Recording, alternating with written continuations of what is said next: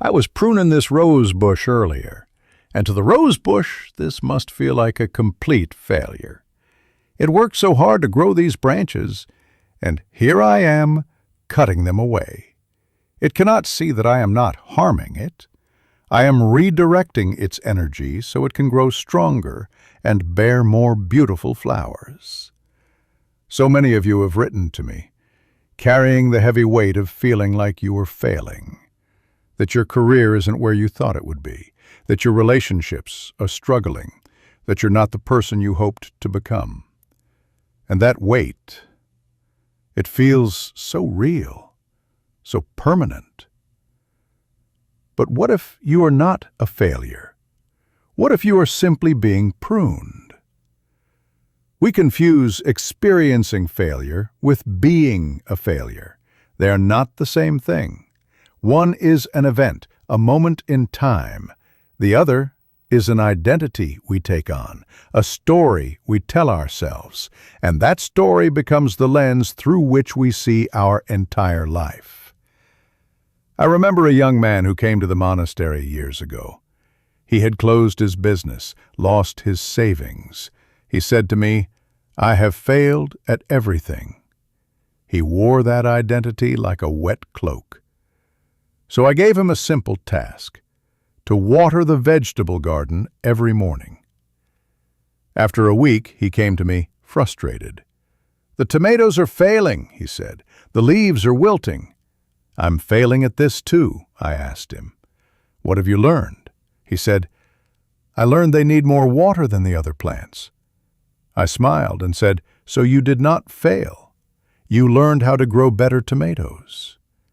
Your so-called failures are not stop signs, they are instructions.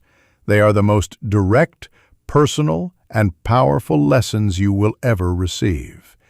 The failure of a relationship teaches you what you truly need to feel loved and safe.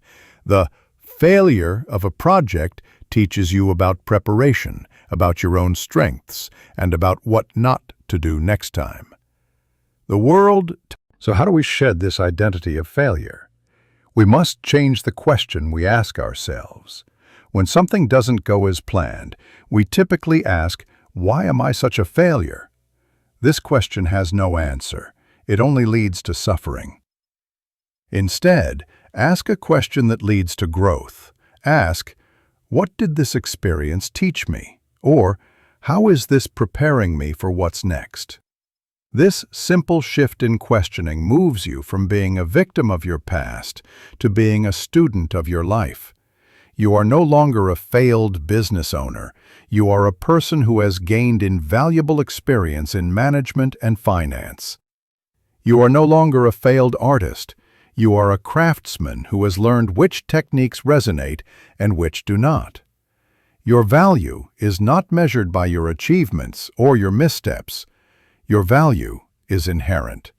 It is constant.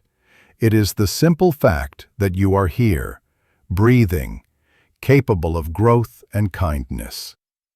A storm does not diminish the value of the mountain. It only washes it clean. You are not failing. You are learning. You are growing. You are being pruned, guided, and shaped into the person you are meant to become.